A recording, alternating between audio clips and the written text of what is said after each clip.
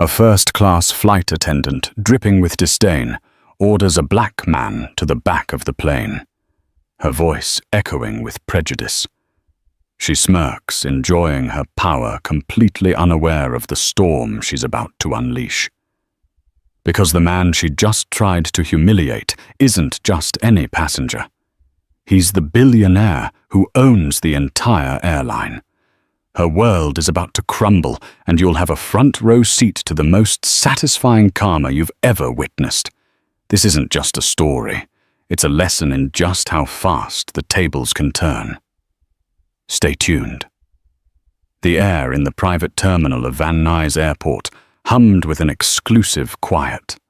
The scent of expensive leather and freshly brewed coffee hung in the air, a stark contrast to the chaotic energy of a commercial airport. This was the world of Aura Jets, a boutique airline that catered to the whims of the wealthy and powerful.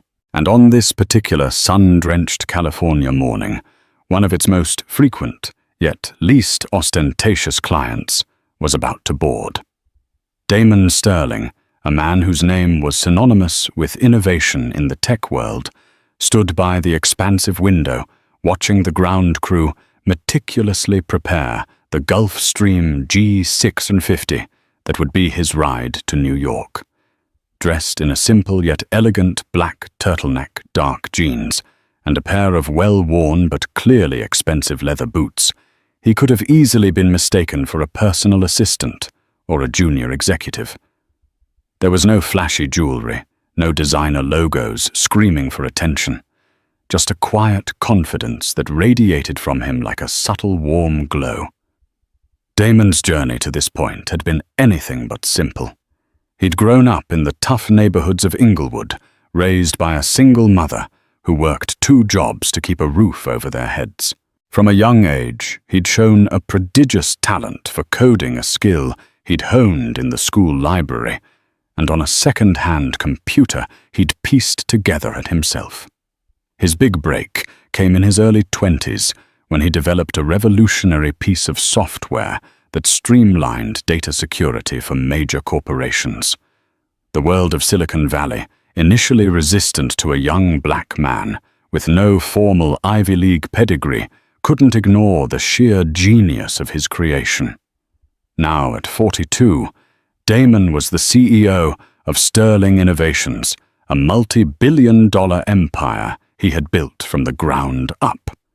He owned patents that were integral to the functioning of the modern internet, had a portfolio of investments that spanned from renewable energy to cutting-edge medical research, and about 3 years ago he had acquired Aura Jets. The airline had been a passion project, a way to create a travel experience that was not just luxurious, but also seamless and respectful. He believed that the journey was just as important as the destination. Today's flight was a last-minute decision. A crucial meeting with investors in New York had been moved up, and rather than disrupt the schedule of one of his corporate jets, he'd opted to take a seat on one of Aura's semi-private flights. These flights offered the luxury of a private jet experience, but with a few other passengers, a model that had proven to be incredibly popular. He was looking forward to a quiet 5 hours to review his presentation and perhaps catch a little sleep. He had no idea that this flight would be anything but quiet. As boarding was announced, Damon picked up his worn leather satchel and headed for the tarmac. He gave a warm, familiar nod to the pilots, who greeted him with genuine respect, though even they were unaware of his ownership of the airline. To them, he was simply Mr. Sterling, a valued and unassuming regular. As he stepped onto the plane, he was met by the lead flight attendant, Brenda. She was in her late 40s with meticulously coiffed blonde hair and a smile that was as bright as it was forced. Brenda had been with Aura Jets since its inception, and she prided herself on her professionalism. But beneath the veneer of practiced hospitality lay a deep-seated prejudice, a collection of ugly stereotypes that she kept carefully hidden from her employers, but that often seeped out in her interactions with certain passengers. Brenda's eyes swept over Damon, taking in his simple attire and his relaxed demeanor. In her mind, the equation was simple. A black man in casual clothes did not belong in the exclusive cabin of an Aura jet. She'd seen his name on the manifest, of course, Damon Sterling, but it meant nothing to her. She imagined he was a musician or an athlete, someone who had come into a sudden windfall of cash and had no idea how to behave in a setting of true wealth. "Welcome aboard," she said, her voice a little too loud, a little too saccharine.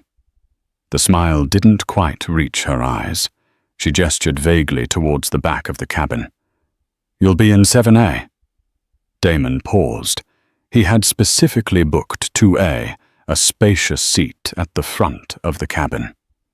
"I believe I'm in 2A," he said politely, holding out his boarding pass. Brenda barely glanced at it. "Oh, there must have been a last-minute change. We needed to accommodate a priority passenger." 7A is a lovely seat. You'll be very comfortable." She had already turned her attention to the next passenger, a white man in a crisp suit who was struggling with his carry-on. "Here, let me help you with that. Mr. Harrison." Brenda gushed, her voice now dripping with genuine deference. "We'll get this stowed for you in a jiffy. Can I get you a glass of champagne before we take off?" Damon watched the exchange, a familiar feeling of weary resignation washing over him. He had dealt with people like Brenda his entire life. People who made assumptions based on the color of his skin, who saw him not as an individual, but as a caricature. He could have pressed the issue, of course. He could have pulled out his phone, made a single call, and had Brenda removed from the flight before she could say another word. But that wasn't his style. He preferred to observe, to let people reveal their true character. And so, without another word, he made his way to the back of the plane. The cabin itself was a marvel of modern aviation design. Cream-colored leather seats, polished wood accents, and soft indirect lighting created an atmosphere of serene luxury. Each seat was a self-contained pod with a personal entertainment system, a pull-out table, and ample storage space. The other passengers, a mix of business executives and well-heeled vacationers, were already settling in their quiet conversations, a low hum in the background. Damon took his seat in 7A, which was, as Brenda had said, a perfectly lovely seat. But it wasn't the seat he had chosen, and the reason for the change was a bitter pill to swallow. He pulled out his laptop, determined to focus on his work, but he found his attention drifting. He watched Brenda as she moved through the cabin, her every action a study in selective service. She refilled Mr. Harrison's champagne glass 3 times before they had even pushed back from the gate. She engaged in a lengthy animated conversation with a woman in 3B about her upcoming trip to the Hamptons. She offered warm towels and artisanal snacks to the passengers at the front of the cabin, her laughter tinkling like a wind chime. When she finally made her way to the back, her demeanor shifted. The warm, engaging flight attendant was replaced by a brisk, almost curt functionary. She took Damon's drink order, a simple sparkling water, with a clipped "certainly," and returned with it moments later, placing it on his table with a little too much force. There was no friendly banter, no offer of a snack, just a cold, dismissive silence. Damon knew what this was. It was a power play, a subtle but unmistakable message that he was not welcome, that he was an outsider in this world of privilege. It was a performance he had seen countless times before, in boardrooms, in high-end restaurants, in the very offices of the venture capitalists who had once scoffed at his ideas. And as always, he met it with a quiet, unyielding calm. He would not give Brenda the satisfaction of a reaction. He would not let her poison his journey. But as the flight progressed, Brenda's microaggressions began to escalate. She forgot to bring him a menu for the in-flight meal, only remembering when he politely reminded her. When he asked for a blanket, she told him they were all in use, despite the fact that he could clearly see a stack of them in a nearby storage compartment. Each slight was a small pinprick, a tiny tear in the fabric of the respectful and luxurious experience that Aura Jets promised to provide. And with each pinprick, Damon's resolve began to harden. He was no longer just an observer. He was the owner of this airline, and this woman with her ugly, casual bigotry was not just insulting him. She was insulting his company, his vision, and every single employee who worked hard to uphold the standards he had set. He had intended to remain anonymous on this flight, to experience his airline as a regular passenger. But now he realized he had a responsibility to act. Not just for himself, but for any other passenger who might be subjected to Brenda's brand of service. The quiet, unassuming man in 7A was about to remind everyone, and especially Brenda, that the true measure of a person is not the color of their skin or the clothes they wear, but the content of their character. And Brenda's character, he had decided, was sorely lacking. The storm was gathering, and she was blissfully, dangerously unaware of the hurricane that was about to make landfall. The flight was about 2 hours in somewhere over the vast patchwork quilt of the American Midwest, when the situation escalated from a series of passive-aggressive slights to an open confrontation. The catalyst was something as mundane as a spilled drink. Mr. Harrison, the passenger in 2A, whom Brenda had been fawning over since he'd boarded, was gesturing emphatically while telling a story, and the back of his hand connected with his glass of red wine. The dark liquid arced through the air, splashing across the aisle and onto the floor. Brenda was there in an instant, a flurry of apologies and frantic blotting with linen napkins. "Oh, Mr. Harrison, don't you worry about a thing. It's no trouble at all. Let me get that for you. Can I bring you another glass?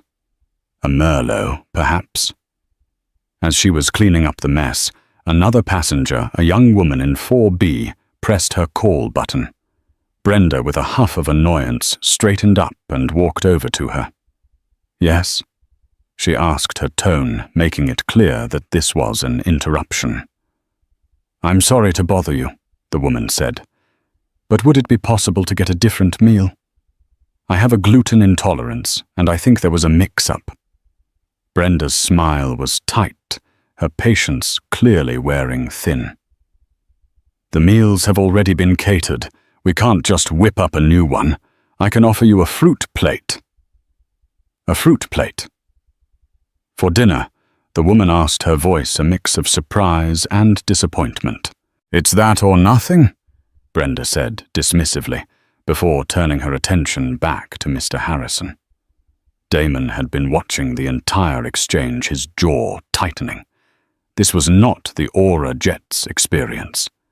This was a masterclass in poor customer service driven by a clear and ugly bias. He decided it was time to intervene, not with a display of authority, but with a simple, direct request. He pressed his own call button. It took Brenda a full 5 minutes to respond. She walked to his seat with a look of undisguised irritation on her face. "What is it now?" she asked, her voice low and sharp.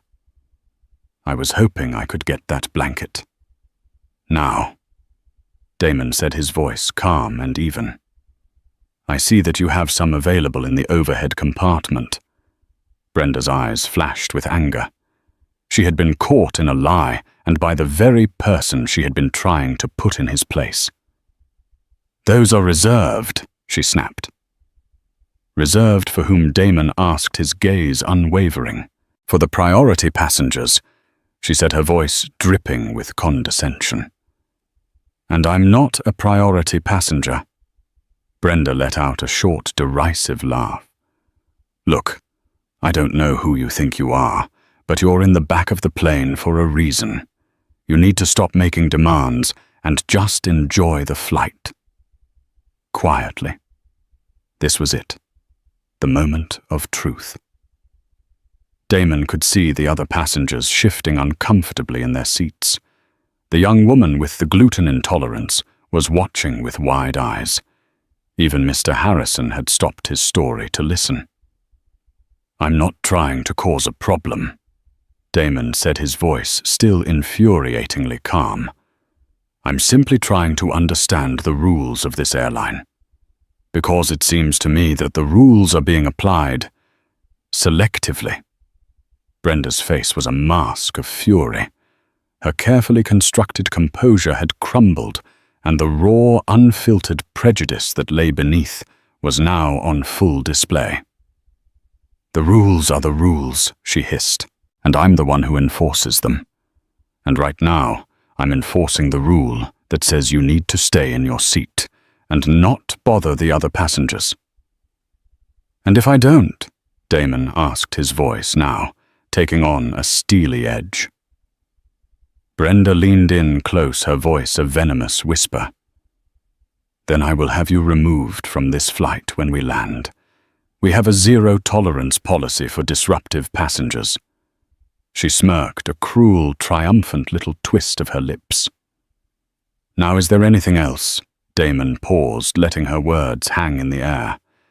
He looked past her down the aisle to the front of the plane. He saw the other flight attendant, a young man named Mark, watching the scene with a look of growing horror on his face. He saw the co-pilot emerge from the cockpit, alerted by the raised voices. Then he looked back at Brenda, and for the first time he let a hint of the power he wielded show in his eyes. "Yes," he said, his voice clear and resonant in the suddenly silent cabin. "There is something else. I'd like you to get me the name of your supervisor." Brenda's smirk widened. "I'm the lead flight attendant on this flight. I am the supervisor. Then I'll need the name of your manager, the one you report to on the ground. You're not in a position to be asking for that," she sneered. "Oh, I think I am," Damon said. He reached into his satchel and pulled out his phone. He scrolled through his contacts, his movements slow and deliberate. He found the name he was looking for: Daniel Connolly, CEO of Aura Jets. He didn't press the call button. He simply held the phone up so that Brenda could see the name on the screen. Brenda's eyes widened, but she still didn't understand. "You think I'm going to be intimidated because you have the CEO's name in your phone? Anyone can do that." "You're right," Damon said. "Anyone can. But not everyone gets a call from him every morning to go over the daily operations of the airline." A flicker of uncertainty crossed Brenda's face. She looked at the phone, then at Damon's calm, unblinking eyes. A seed of doubt had been planted. It was at that moment that the co-pilot, a man named Captain Evans, stepped forward. He was a veteran pilot who had been with Aura Jets for years, and he had flown Damon on several occasions. He had been in the cockpit for most of the flight, but the escalating tension in the cabin had drawn him out. "Mr. Sterling," he said, his voice a mixture of surprise and concern. "Is there a problem here?" Brenda's head whipped around. She stared at the co-pilot, then back at Damon. The color drained from her face. "Mr. Sterling," she stammered. Captain Evans nodded. "Yes." "Damon Sterling. Our owner." The words hung in the air, each one a hammer blow to Brenda's world. Owner. The man she had been tormenting, the man she had dismissed and insulted and tried to humiliate, was the very person who signed her paychecks, the one who held her entire career in his hands. The smirk was gone, replaced by a look of pure, unadulterated terror. Her carefully constructed world, built on a foundation of prejudice and a sense of unearned superiority, had just been leveled by a single word. The cabin was so quiet, you could hear the hum of the engines. Every eye was on Brenda, on the woman who had, in the space of a few hours, flown her career straight into a mountain. Damon slowly lowered his phone. He looked at Brenda, his expression not of triumph, but of profound disappointment. "You were saying something about a zero-tolerance policy," he asked, his voice soft but carrying the weight of a death sentence. Brenda opened her mouth to speak, but no sound came out.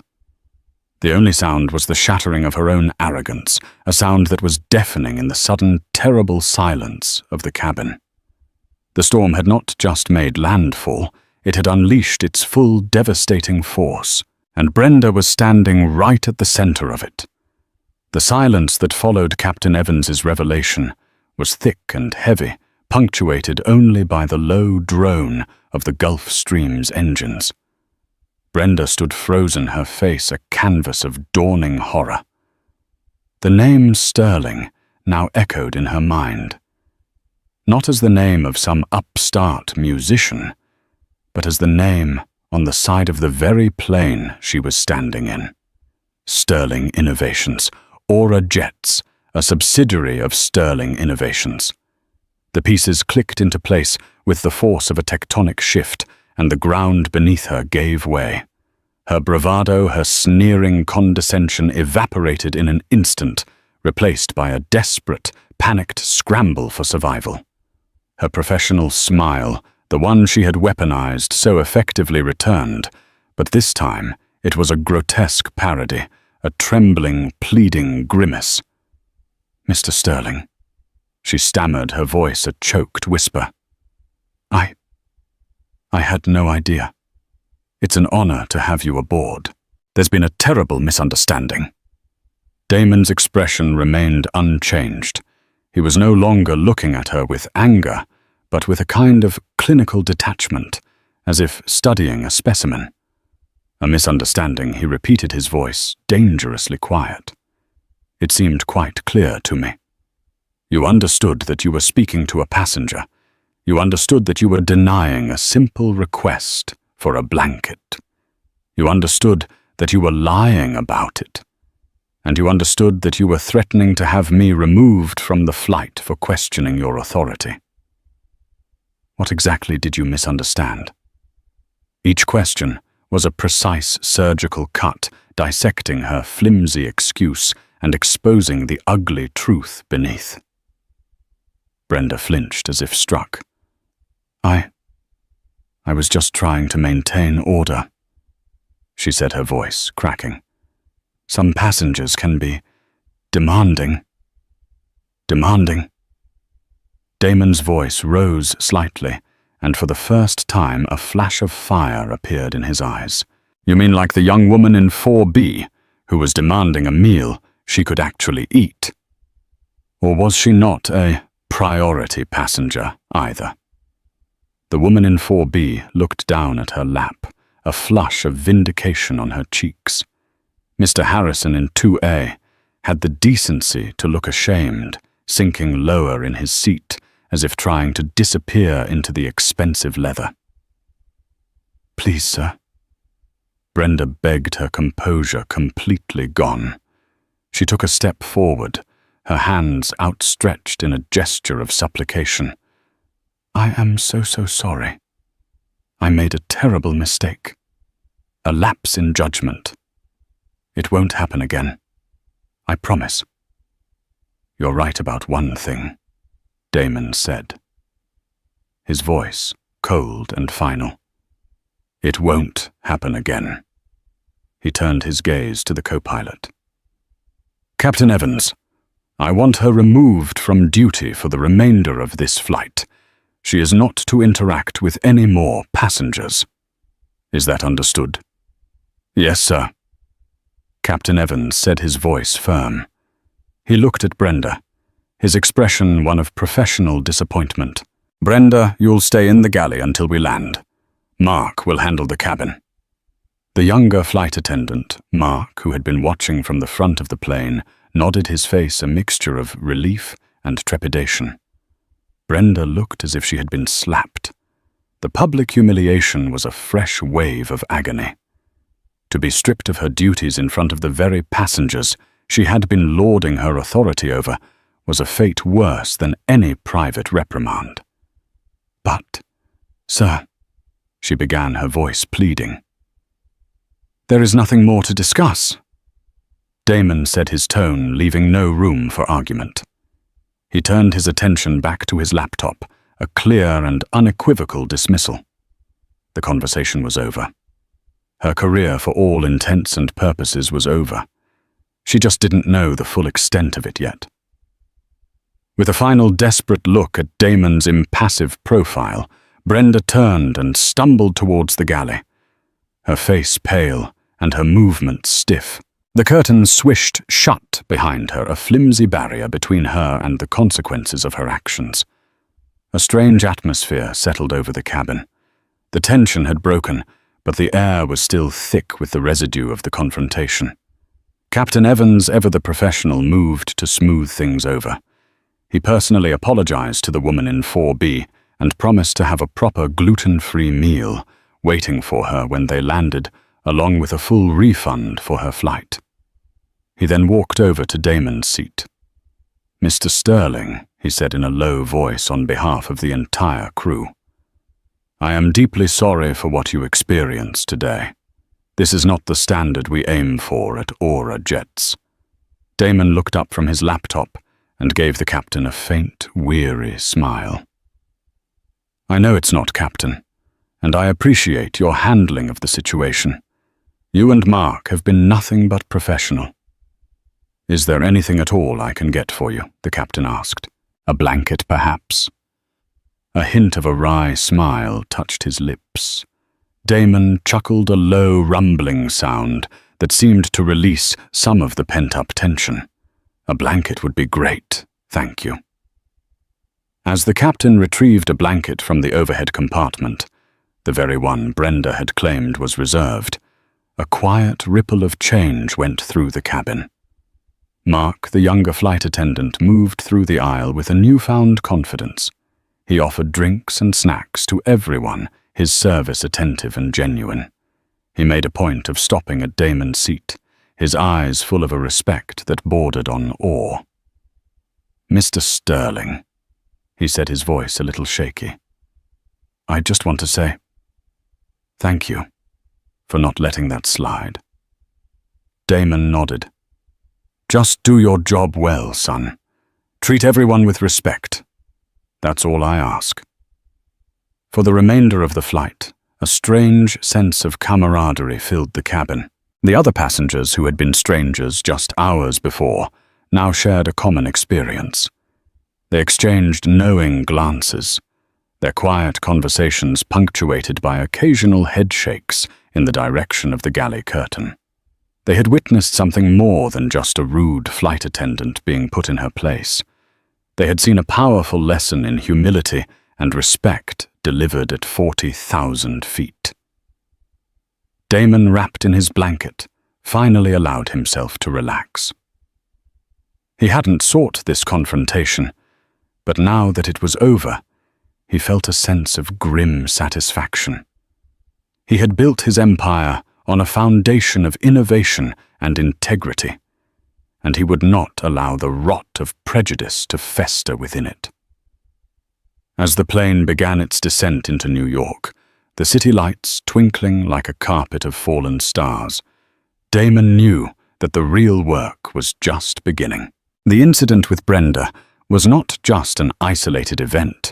It was a symptom of a deeper problem, one that he was now more determined than ever to solve.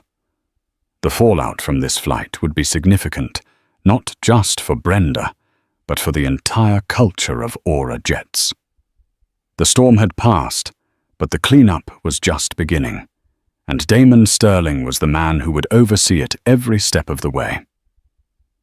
The descent of the Gulf Stream G650 into Teterboro Airport was for most on board a smooth transition back to the solid ground of their own important lives. For Brenda, it was a slow, agonizing fall from the only heaven she had ever known. The professional mask she had worn for 2 decades had been shattered, and she could feel the shards digging into her. From her forced exile in the galley, she could hear the quiet, restored hum of the main cabin, the low murmur of conversation, the clink of glasses, the confident, professional tone of Mark's voice as he prepared for landing. It was the sound of a world that had already moved on without her, the sound of her own irrelevance. When the jet finally came to a stop on the tarmac, the engines whining down into silence, a profound and terrible finality settled over her. This was no longer a mid-flight incident that could be smoothed over with a carefully worded report. This was a reckoning.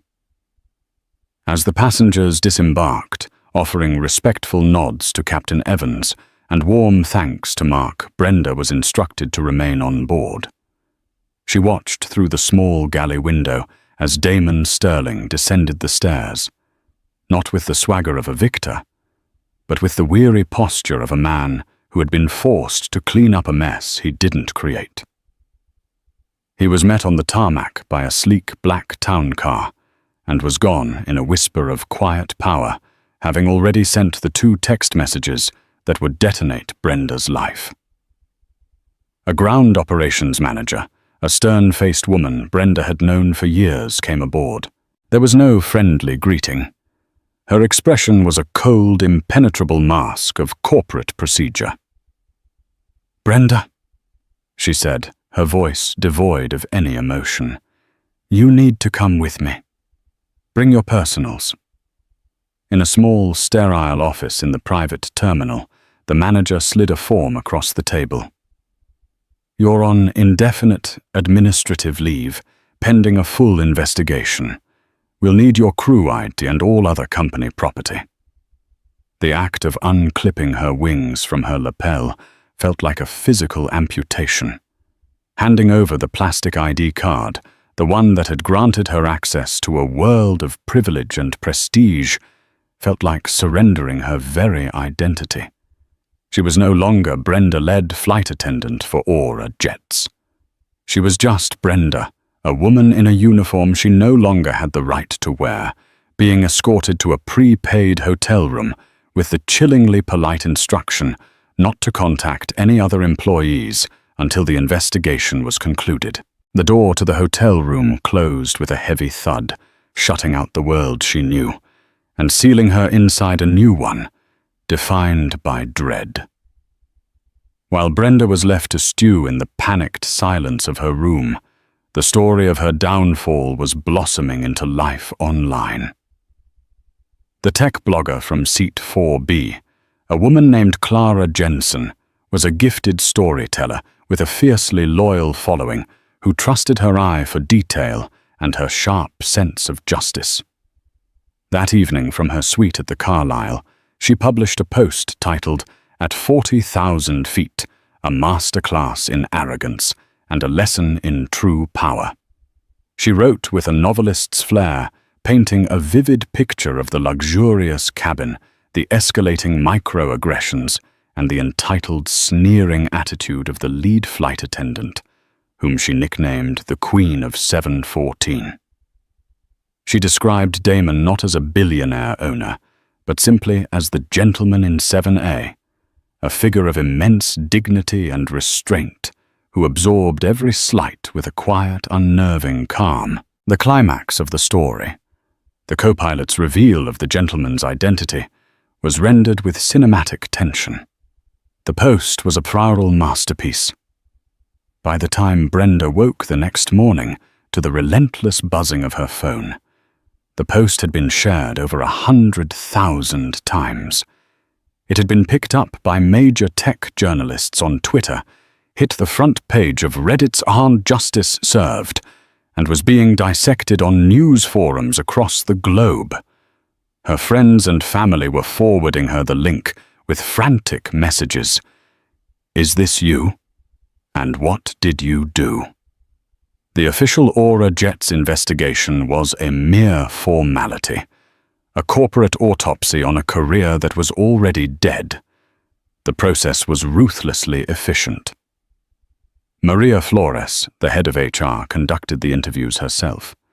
Captain Evans and Mark provided concise, factual, and damning accounts that corroborated Clara Jensen's blog post in every detail.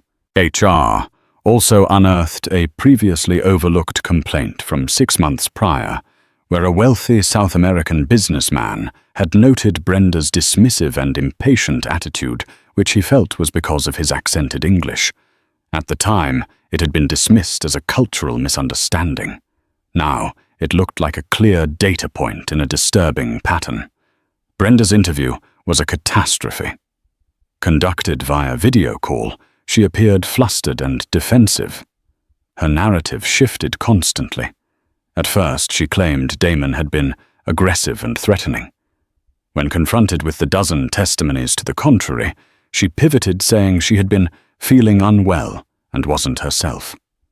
When that was transparently false, she fell back on the excuse that she was simply trying to maintain order on a demanding flight.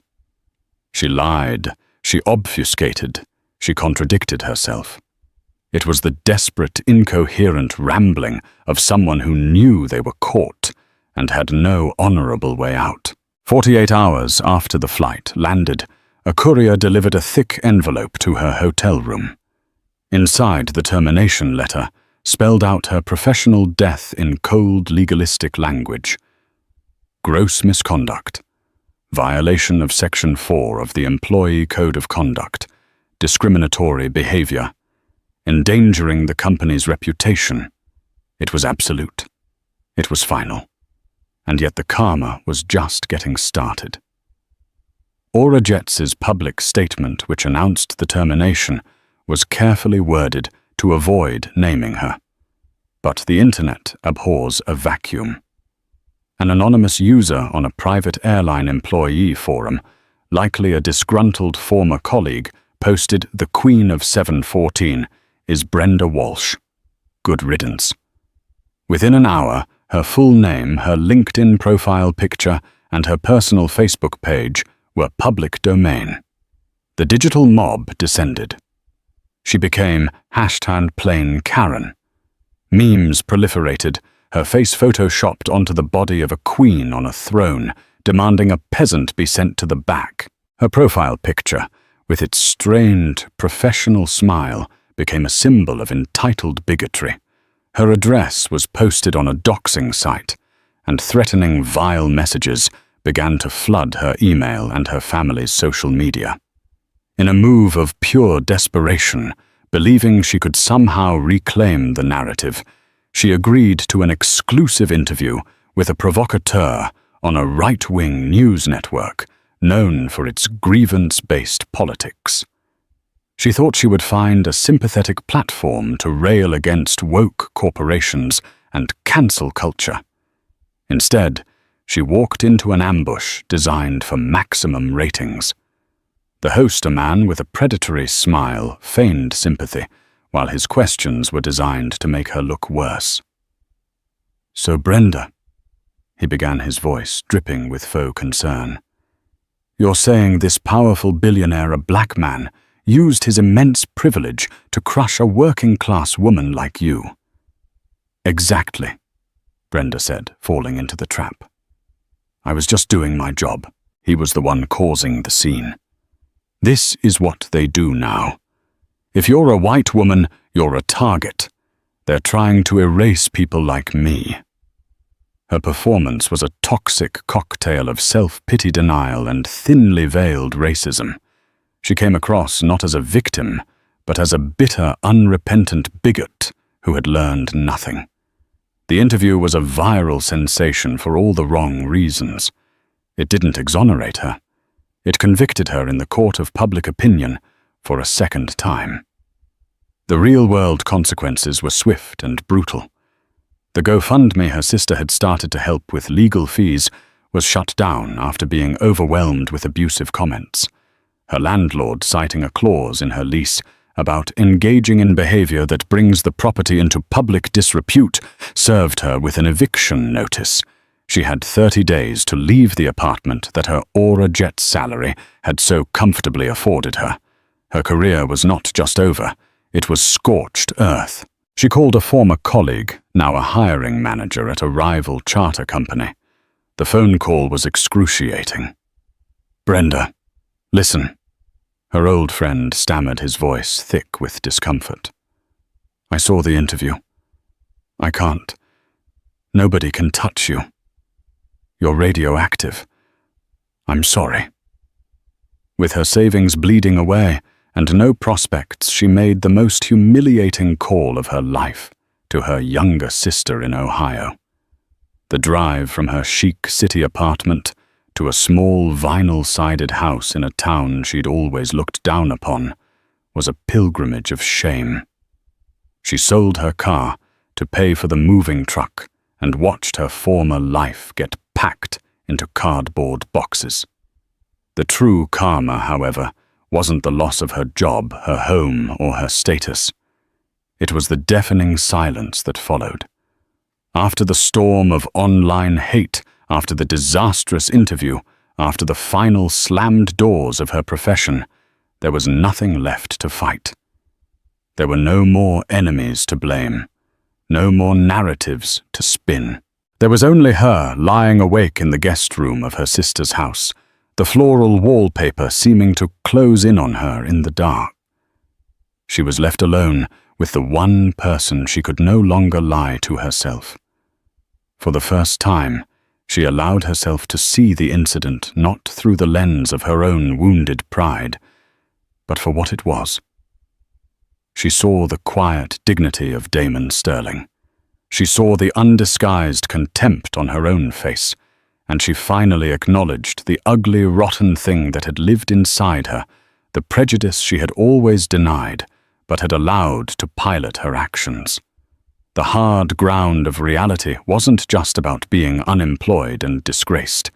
It was the devastating, inescapable realization that she hadn't been the victim of a powerful man's whim. She had been the author of her own very public self-destruction. While Brenda's world imploded, settling into a bleak landscape of regret and anonymity. Damon Sterling was methodically turning the ashes of an ugly incident into the foundation for a stronger, more resilient enterprise. The crisis on Flight 714 had not just angered him, it had ignited a fierce, clarifying purpose. He had built an empire on elegant code and disruptive ideas, but he now saw that the most complex system of all was human culture, and his own had a bug. The 9 a.m. meeting in his New York office was less of a reprimand and more of a reboot. Daniel Connolly, the hand-picked CEO of Aura Jets and the company's head of human resources, a sharp woman named Maria Flores, sat at the long glass table, their faces pale. They had read the initial reports and had come prepared for a storm. What they got was the quiet, unnerving focus of a master architect preparing to tear a building down to its studs to save it from a flawed foundation. "This isn't about one flight attendant," Damon began, his voice even, but carrying an undeniable weight. He gestured to the file in front of him. "Brenda is a symptom. The disease is complacency. We sold luxury Daniel, but we forgot to mandate decency. We built a beautiful house, but didn't vet the people we let live in it. That changes today." He didn't shout. He didn't need to. He laid out his vision with a chilling precision. He wasn't just firing a single employee. He was launching a full-scale cultural audit. Within the week, one of the country's top diversity and inclusion consulting firms, a group known for their unflinching and data-driven approach, was retained. Their mandate was absolute access to everything and everyone. No department was off-limits, no executive too senior to be interviewed. The results delivered 6 weeks later were sobering. While the majority of Aura Jets employees were dedicated professionals, the audit uncovered a subtle, pervasive pattern of microaggressions and unconscious bias, particularly among longer-tenured staff who had come from more traditional hierarchical airline backgrounds. Brenda wasn't a lone wolf. She was just the one who had been bold enough to attack the Alpha. The overhaul was radical. Damon, alongside Maria Flores, personally oversaw the redesign of the entire employee life cycle, from recruitment to retirement. They implemented a new blind resume review process for corporate positions to mitigate bias. They rewrote the service manuals, shifting the focus from rote procedure to empathetic problem-solving. But the most significant change was the training. It was no longer a once-a-year check-the-box online module. The new program, dubbed the Aura Ethos, was an intensive in-person multi-day seminar required for every single employee, from baggage handlers to the CEO. Damon himself attended the very first session, not as an owner making a cameo, but as a participant. He sat in the circle with pilots, gate agents, and junior flight attendants, his billion-dollar status left at the door. On the second day, during a session on the impact of prejudice, he shared a part of his own story. He spoke of his early days in Silicon Valley, of being mistaken for a delivery driver, at a pitch meeting for a company he was trying to secure funding from, of the countless small cuts and indignities that had fueled his drive. "The reason I bought this airline," he told the stunned room, "was because I wanted to create a space where everyone felt seen, not as a seat number or a net worth or a skin color, but as a person." The woman on that flight, she didn't just disrespect a passenger. She disrespected the entire reason we exist. The story had a seismic impact. It transformed the abstract concept of corporate values into a deeply personal mission. Employees felt a renewed sense of pride and purpose. The change was palpable. Mark, the young flight attendant from Flight 714, was promoted to lead in-flight trainer. His appointment was a powerful symbol. A message sent throughout the company: integrity and character were now the primary metrics for advancement. The business world took notice. Aura Jets, once just another luxury brand, became a case study in corporate responsibility. Their profits grew, but more importantly, their reputation soared. Damon leveraged this momentum. He funneled a significant portion of the new profits into launching the Sterling Foundation, a non-profit with a clear and ambitious mission to build new pipelines for underrepresented youth into the worlds of technology and aviation. The foundation didn't just offer scholarships. It created paid internships, mentorship programs, and an incubator for startups founded by people of color. The man told to go to the back of the plane was now paving a runway for thousands to take flight. 1 year later, on a crisp autumn evening, Damon stood at a podium in a glittering Manhattan ballroom for the foundation's inaugural gala. He looked out at a sea of faces: powerful CEOs, influential politicians, and most importantly, the first cohort of Sterling scholars, their eyes shining with a future that was suddenly within their grasp. He was a titan of industry, a celebrated philanthropist, a man at the zenith of his power and influence. On that same evening, 500 miles away, under the humming fluorescent lights of a Kroger grocery store in a quiet Ohio suburb, Brenda scanned a carton of milk. The past year had been a free fall into a life she didn't recognize. The shame had been a physical weight pressing down on her until she had fled her life, moving in with a sister who regarded her with a weary mixture of pity and resentment. Her name, once a toxic meme, had faded from the internet's short-term memory, but the stain on her digital footprint was permanent. The airline industry, the only world she had ever known, was closed to her forever. Her new life was a cycle of mind-numbing repetition. The beep of the scanner, the rustle of plastic bags, the vacant pleasantries exchanged with strangers. The anonymity she had craved was now a kind of prison, erasing the person she had once been. A young black couple approached her checkout lane, their cart filled with groceries for a quiet night in. They were laughing, teasing each other about the brand of ice cream one of them had chosen. Their joy was a small, self-contained bubble in the sterile environment of the store. As Brenda began scanning their items, the man caught her eye and gave her a simple, friendly smile. In that instant, her carefully constructed dam of emotional numbness shattered. It wasn't just that he was a black man. It was the effortless kindness in his eyes, the casual warmth that expected nothing but the same in return. It was the same look Damon Sterling had given her before she had decided to crush it.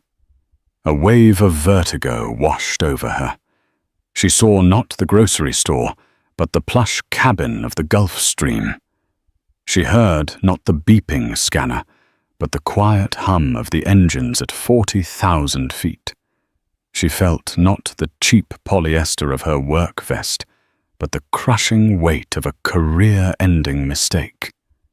She finished their order in a fog, her hands trembling as she handed them the receipt. "Have a good night," she mumbled, her gaze fixed on the worn surface of the conveyor belt. "You too. Take it easy," the man said, his voice bright and untroubled. The couple walked away, their laughter echoing faintly as they pushed their cart toward the automatic doors and disappeared into the night. Brenda stood motionless, her hands resting on the cold metal counter. She watched them go, two people moving through the world with a lightness she could no longer comprehend. The true soul-crushing karma wasn't the lost job, the public shaming, or the exile to this quiet grey town. It was this final inescapable understanding. She had spent her life serving the privileged, believing their comfort was her calling card. Yet she had failed to see that the greatest privilege of all is the simple human grace of seeing another person and meeting them with kindness. She had tried to relegate a man to the back of the plane, and in doing so had locked herself in a cramped, lonely room for the rest of her life. The door was right there, but she had lost the key. And she knew, with a certainty that chilled her to the bone, that she would never find it again. That right there is a story about more than just a rude flight attendant. It's a powerful reminder that the true measure of a person isn't their job title, their bank account, or the clothes they wear. It's how they treat other people. Brenda's prejudice and arrogance cost her everything, not because she messed with a billionaire, but because she disrespected a human being. The karma was so satisfying because it was so deserved. It's a lesson we can all learn from kindness, and respect cost nothing. But the lack of them can cost you everything. If this story resonated with you, if you believe that this is the kind of justice we need to see more of in the world, then please take a moment to like this video and share it with your friends. And don't forget to subscribe to the channel and hit that notification bell so you never miss another story of karma justice and the powerful truth that what goes around always comes around. Thanks for watching.